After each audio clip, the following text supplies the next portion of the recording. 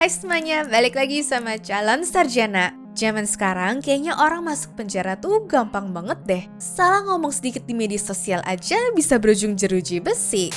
Masa cuma gara-gara request pertemanan di Facebook sampai harus berujung masuk penjara sih? Nah, kalian penasaran gak sih dengan kasus-kasus lainnya? Hai, aku Jenny dari Calon Sarjana, dan kali ini kita akan bahas 10 orang yang berujung masuk penjara hanya karena sebuah post atau tindakan konyol di media sosial. BTW, kalau kalian suka dengan video seperti ini, jangan lupa kasih likes, share, dan juga subscribe-nya ya guys. Nomor 10. Kabur dari polisi. Teman-teman yang pernah berurusan dengan polisi di negara Konoha ini pasti pernah mikir apa ya cara tercepat buat bisa kabur dari jeratan hukum dan juga kejaran polisi? Ya, entah karena ngelanggar lampu merah, masalah plat mobil ganjil genap, atau gara-gara salah masuk jalur aja. Tapi buat pria bernama Alan Lynch Jr. ini agak sedikit nyeleneh ya guys. Jadi pada bulan Februari 2023 kemarin, dia sempat diberhentiin polisi gara-gara plat nomornya harus diperpanjang. Hello, Texas Highway Patrol. Reading for the stop is your expired SIM tag. I just got this car today. I just got this car today. Okay, do you have your driver's license on you? Yeah, I do. All right, and then go ahead and step out with me as well.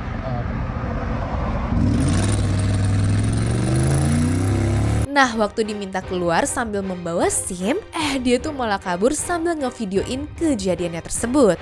Nah, anehnya dia upload video berdurasi sekitar 5,5 menit itu ke YouTube, serta platform media sosial lainnya dan dengan bangga menyatakan kalau dia tuh berhasil lolos dari kejaran polisi. So, y'all, I got away. Their job is to catch us. Our job is to run away. Remember that. Dia juga dengan belagu bilang kalau pekerjaan polisi tuh memang harus ngejar dan nangkep ya guys. Sedangkan pekerjaan orang sipil seperti dirinya harus kabur dari polisi. Pemikiran seperti ini tuh dapat dari mana sih bang? Nah, 4 hari kemudian tertangkaplah pria arogan ini.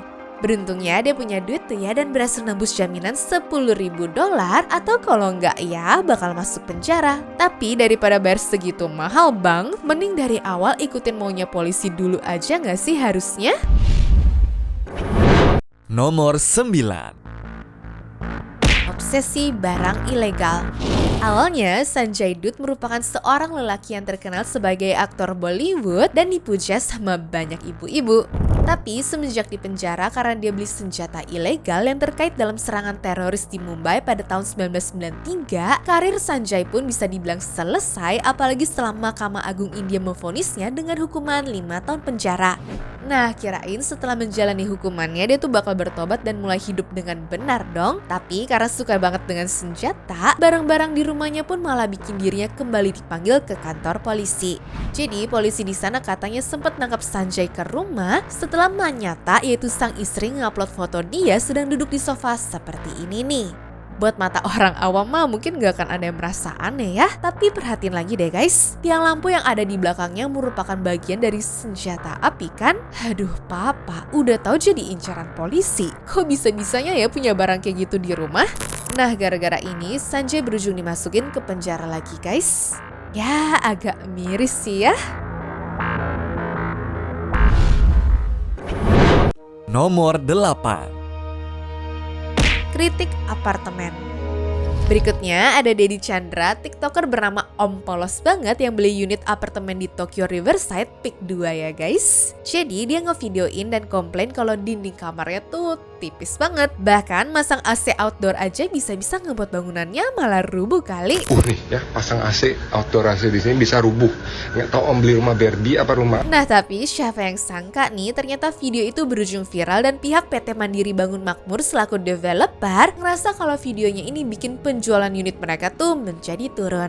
Alhasil Dedi pun dilaporkan ke Polda Metro Jaya di tanggal 4 Mei tahun 2023 kemarin dengan pasal 28 tentang penyebaran berita bohong yang kemudian diubah ke pasal 27 yang merupakan ujaran kebencian.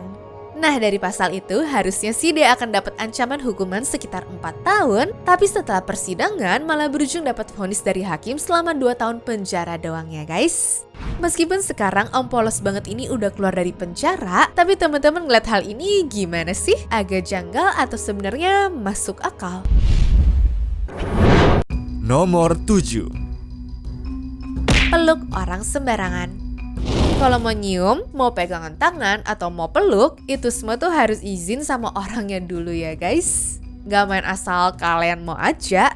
Soalnya pria bernama Muhammad Ramzi yang merupakan seorang tiktoker asal Aljazair ini dihukum 2 bulan penjara gara-gara meluk orang secara random di jalanan. Dia sih ngakunya terinspirasi oleh konten kreator Eropa yang melakukan hal serupa untuk menyebarkan pesan perdamaian dan juga kasih sayang. Tapi eksperimen sosial seperti ini sayangnya tidak berujung seperti yang dia harapkan ya guys. Ya, meskipun telah meminta maaf, namun dirinya selain dipenjara nih, juga diberikan denda sebesar 5 juta dinar atau setara dengan 600 juta rupiah. Ya, niatnya mungkin bikin konten positif, malah harus belajar mahal banget ya. Agak kasihan juga sih ya guys. Nomor 6. Karena Facebook.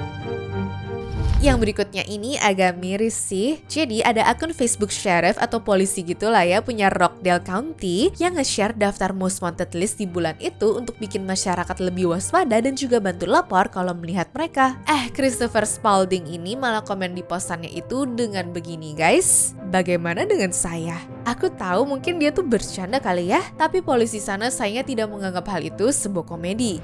Nah ternyata beneran lah dicek sama mereka yang ternyata si Christopher ini punya 2 surat perintah penangkapan aktif karena pelanggaran masa percobaan. Kocaknya dari pihak polisinya membalas begini, "You are correct, you have 2 warrants, we are on the way." Nah 2 hari setelah komen itu, petugas pun berhasil menangkap pria ini lengkap dengan bukti foto sedang menggunakan hoodie dan juga topi warna merahnya guys. Ya mending diem aja pak, tadi mah harusnya daripada sosok pengen lucu malah jadi di penjara gini kan. Nomor 5. Mara di Path. Udah susah payah berjuang untuk masuk Universitas Gadjah Mada, kirain mah mahasiswa sana bakal bersikap baik-baik ya. Tapi Florence si homie ini malah berujung diskors dan kena sidang sama Komite Etik Fakultas Hukum UGM gara-gara ngomel di media sosial Pet yang dulu itu guys. Jadi dia tuh lagi naik motor dan pengen isi bensin Pertamax 95. Dia antri lah tuh di jalur mobil yang ada Pertamaxnya. Cuma orang-orang tuh pada marah dan petugas pun minta Florence untuk antri di jalur motor. Nah, gara-gara ini doang, Florence pulang dengan perasaan kesal dan bercerita di petnya itu. Masalahnya, ternyata curhatan itu mengandung kata-kata kasar yang dianggap menghina kota Jogja. Tulisannya gini. Serta ini ya guys. Viral lah itu postnya dan Florence pun langsung dipolisikan sama LSM Jatisura atas tuduhan pencemaran nama baik dengan pasal 27 ayat 3 dan juga pasal 28 ayat 2 UU ITE. Nah kabarnya pada tanggal 31 Maret 2015 lalu, Majelis Hakim jatuhin vonis 2 bulan penjara dengan masa percobaan 6 bulan serta denda 10 juta rupiah subsidiar 1 bulan penjara ya guys. Yang berarti nih, jika dalam 6 bulan masa percobaan tersebut Florence melakukan pelanggaran serupa, dia baru bakalan dipenjara selama 2 bulan ya guys. Hati-hati ya teman-teman, kalau mau curhat di media sosial, bisa-bisa malah jadi bumerang buat kalian loh. Nomor 4. Review buruk di Google Maps. Kejadian berikutnya datang pada tahun 2020 lalu dari seorang ekspatriat Amerika bernama Wesley Barnes di Thailand setelah menulis review negatif tentang sebuah resort di Pulau Koh Chang ya guys. Nah dia ini gak puas lah intinya dengan layanan yang dia dapat. Ditulislah tuh beberapa review buruk di platform seperti TripAdvisor dan juga Google Maps dengan menuduh staf hotel yang tidak ramah dan bahkan menggunakan istilah perbudakan modern untuk menggambarkan pengalamannya. Pihak hotel jelaslah merasa dirugikan oleh review ini dan segera mengajukan tuntutan hukum atas dasar pencemaran nama baik. Ya, akibatnya Barnes ditangkap oleh polisi di sana dan ditahan selama beberapa hari sebelum dibebaskan dengan uang jaminannya guys. Dia sih cukup hoki ya, karena sebenarnya tuh dia ini menghadapi ancaman hukuman penjara hingga 2 tahun loh jika terbukti bersalah. Tuh guys, sekali lagi nih ya, ada kasus yang ngasih kita pelajaran untuk berhati-hati dalam menyampaikan kritik secara online. Marah karena dirugikan, boleh kok, tapi harus jelas dan sesuai fakta juga lah. Nomor 3. Hasil retweet. Berikutnya lebih absurd lagi guys. Gara-gara hasil retweet doang, seorang wanita berusia 46 tahun di Cina yang bernama Chen Xiangping ini dijatuhi hukuman penjara 1 tahun pada November 2010 kemarin. Jadi background ceritanya tuh begini. Pada Oktober 2010 memang lagi terjadi ketegangan diplomatik antara Tiongkok dan juga Jepang terkait sengketa wilayah di Laut Cina Timur.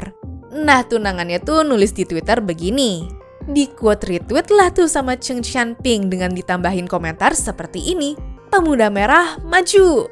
Ya, komentar itu dimaksudkan sebagai sindiran terhadap demonstran nasionalis gitu guys. Dan menyedihkannya pada tanggal 27 Oktober 2010 atau yang harusnya jadi hari pernikahannya, Chen Xiangping ini harus ditangkap pihak berwenang dengan tuduhan mengganggu ketertiban umum. Iya, memang kalau sama pemerintah sana jangan pernah macem-macem deh. Cuma gara-gara tweet sarkastik aja masuk penjara. Gimana kalau ngelakuin yang lebih berat lagi kan? Nomor 2. Pura-pura kanker.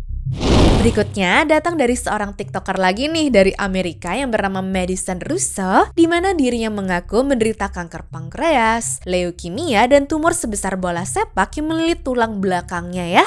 Dia bagiin kisah menyedihkannya ini ke TikTok, Facebook, LinkedIn, dan juga GoFundMe gitu dong guys.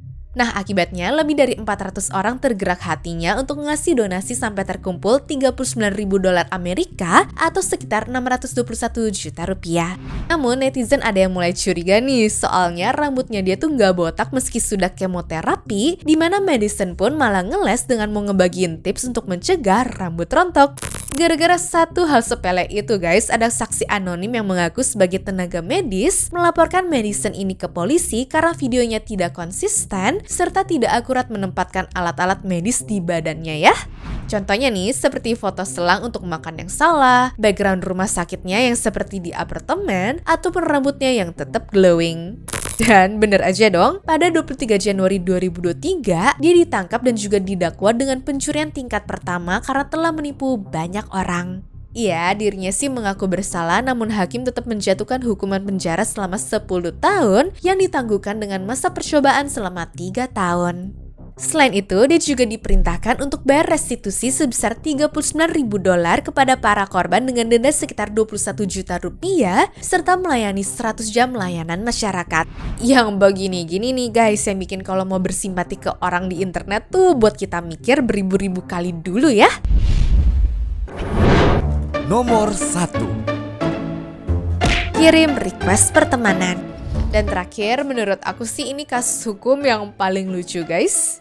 Jacob Jok yang merupakan seorang anggota juri untuk kasus perdata malah diseret ke pengadilan dan berujung didakwa karena menghina pengadilannya ya. Alasannya tuh apa sih? Nah, ternyata ini tuh gara-gara Jack kirim request pertemanan ke Facebook seorang cewek yang merupakan terdakwa di salah satu kasusnya. Dia sih ngakunya nggak sengaja ya, dan awalnya cuma pengen meriksa apakah dia tuh punya mutual friend atau enggak. Tapi Hakim Nancy Donnellan tidak percaya dan menganggap kalau dirinya ini tetap bersalah yang membuatnya dijatuhi hukuman 3 hari penjara.